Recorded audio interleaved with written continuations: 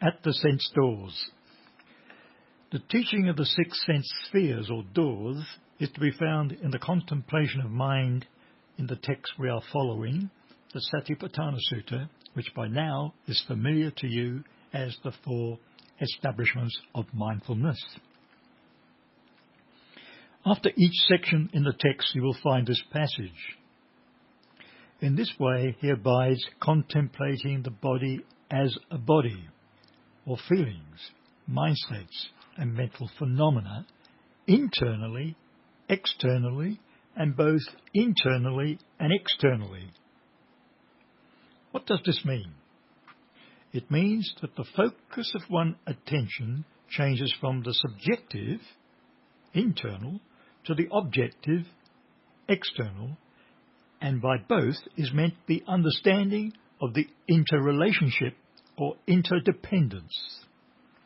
The focus of the practice so far has been mainly introspective.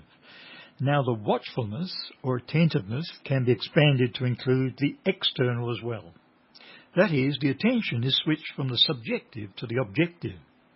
This is done by orientating to the sense spheres, which are about the relationship between oneself and the outer world. Practicing both internal and external satipatthanas can prevent self-absorption and achieve a skilled balance between introversion and extroversion. The importance of contemplation of the sense spheres is that it directs awareness to the six internal and external sense spheres and the fetters arising in dependence on them. Although a fetter arises dependent on sense and object, the binding force of such a fetter should not be attributed to the senses or objects themselves, but to the binding force of desire. A fetter is a shackle or something that causes bondage. 10 types of fetters are listed in the discourses that are to be abandoned. They are belief in a substantial and permanent self, doubt, dogmatic clinging to particular rules and rituals, sensual desire, aversion and craving for immaterial existence, conceit, restlessness and ignorance. All our experience is limited to the senses and their object, with the mind counted as the sixth. The 5 outer senses collect data only in the present, but mind, the sixth, where this information is collected and processed, adds memories from the past and hopes and fears of the future, as well as thoughts of various kinds relating to the present. Each of these sense spheres includes both the sense organ and the sense object. Besides the 5 physical senses, eye, ear, nose, tongue and body, and their respective objects, sight, sound, smell, taste and touch, the mind is included as the sixth sense. Mind represents mainly the activity of thoughts, such as reasoning, memory and reflection. Thus, all perceptual processes rely to some extent on the interpretive processes of the mind, since it makes sense, as it were, out of the other spheres.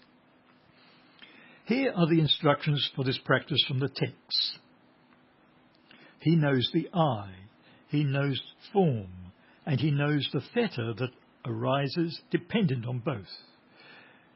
And he also knows how an unrisen fetter can arise, how an unrisen fetter can be removed, and how a future arising fetter can be prevented.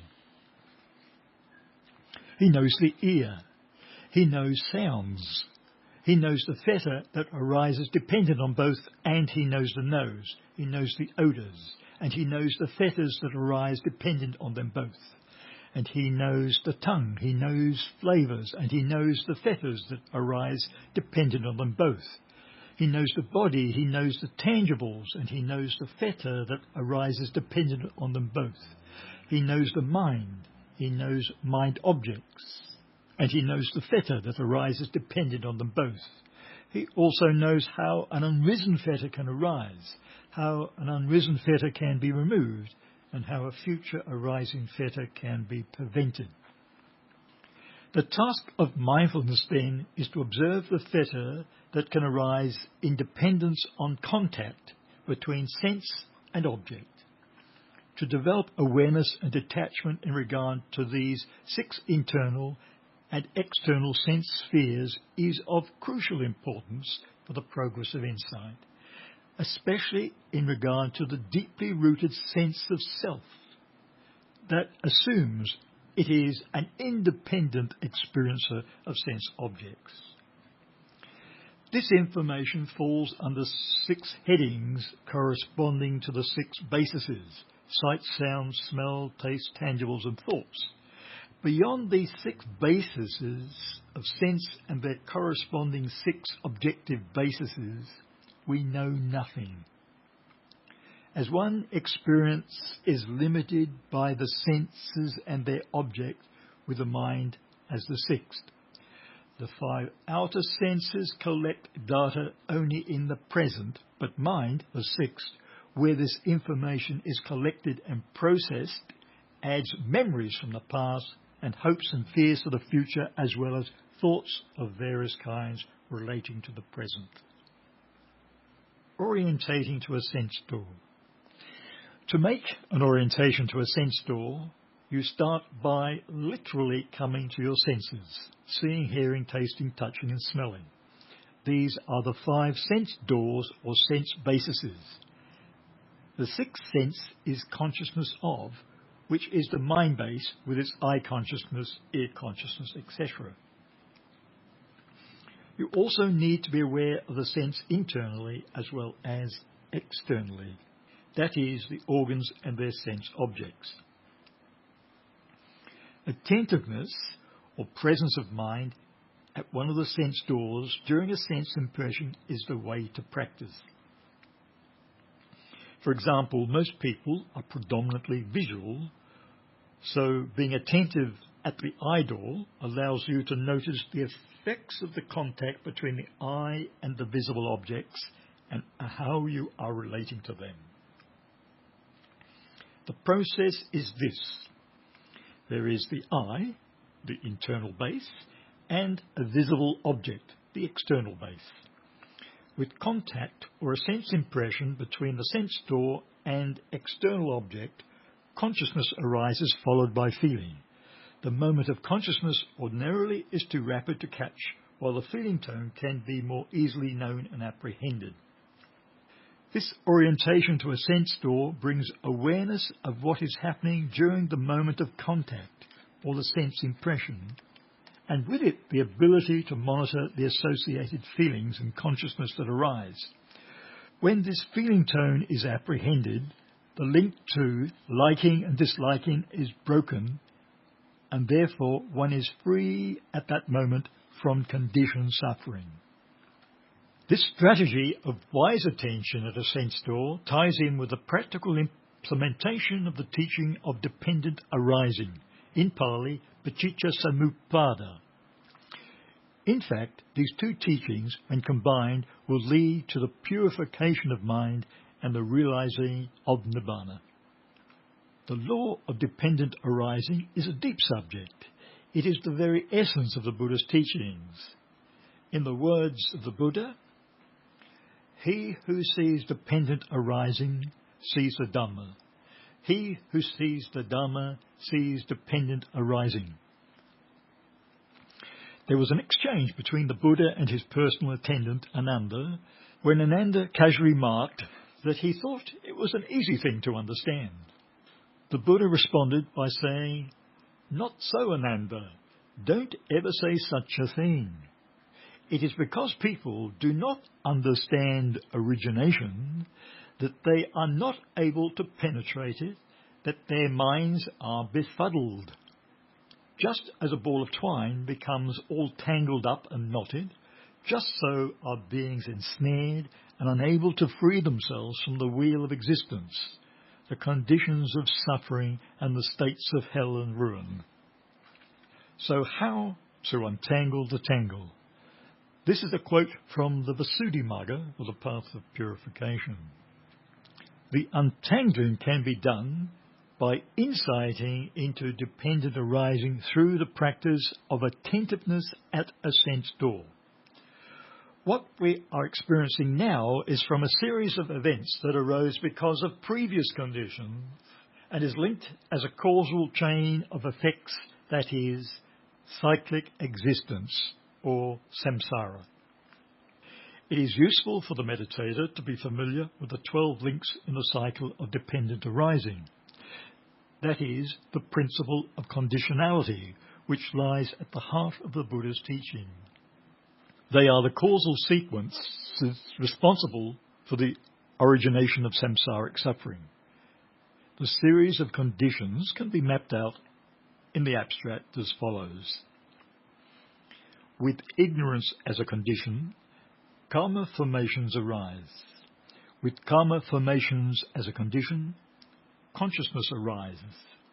With consciousness as a condition, mentality, materiality arises.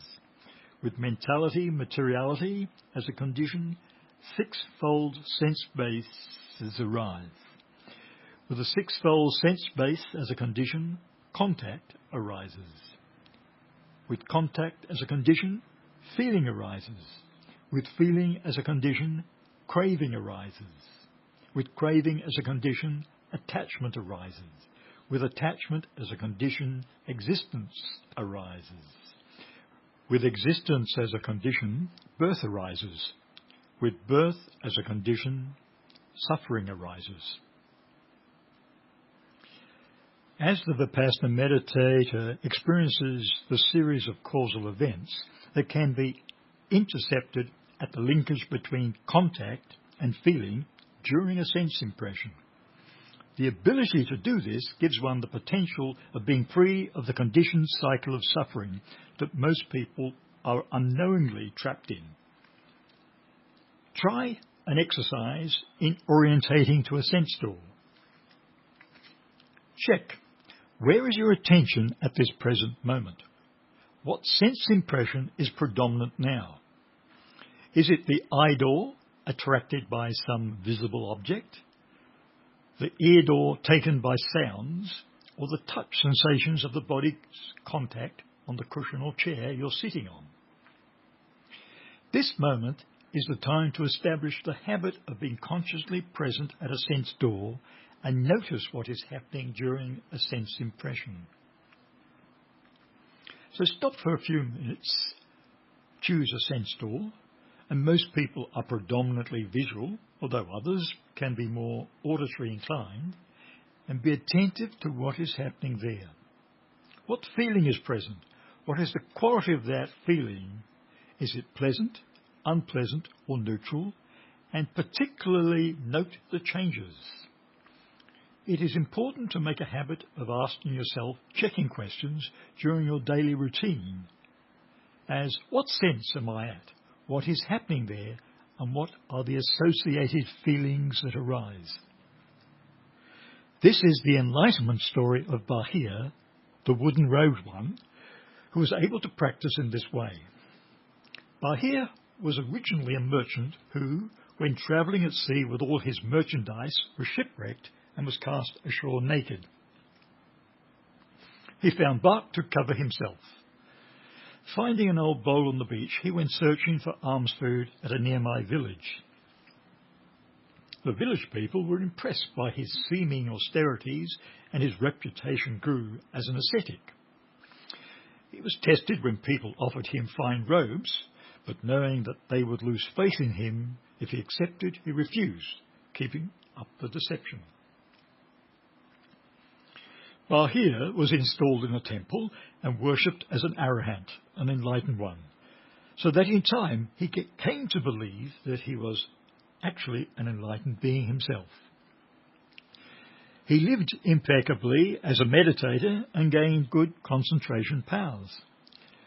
Sitting in meditation one day, it is said that a deva was able to persuade Bahia that he wasn't really enlightened at all, but that he should go and see the Buddha, an arahant who could help him. Bahia made the journey to where the Buddha was staying at the Savatthi monastery and found the Buddha was just about to go on the daily alms round. So Bahir was politely asked to come back at a more opportune time. But Bahir was insistent and implored the Buddha to instruct him in the essence of the Dhamma.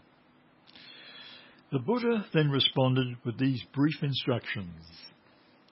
Bahir, you should train yourself in this way. With the seen, there will be just the seen. With the heard, there will be just the heard. With the sensed, touch, taste, smell, there will be just the sensed. With the cognized, there will be just the cognized. When for you, Bahir, there is merely the seen, heard, sensed and cognized, then you will not be therein. Then you, Bahir, will be neither here nor there, nor within both. This is itself the end of suffering. Through this brief instruction, Bahir was immediately enlightened through non-clinging, thus becoming an arahant. Not long after the Buddha left, a cow fatally gored Bahir. When the Buddha returned from the alms round and heard that Bahir was dead, he arranged for his cremation and a stupa to be built for him. When asked what the destiny of Bahir was, the Buddha said that because he had grasped the meditation subject in the teacher's presence and practiced as instructed, Bahir had attained parinibbana, final enlightenment. The Buddha's succinct instruction to Bahir directs bare attention to whatever is seen, heard, sensed or cognized. Bare attention simply registers whatever arises at a sense door without giving rise to biased forms of cognition and to unwholesome thoughts and associations. Maintaining bare attention in this way prevents the mind evaluating and proliferating the raw data of perception. By directing mindfulness to the early stages of the perceptual process, one can retrain cognition and thereby reshape perceptual patterns. The presence of mindfulness directly counteracts automatic and unconscious ways of reacting, while catching the beginning of the perceptual process prevents the latent tendencies, that is, unwholesome tendencies, from arising.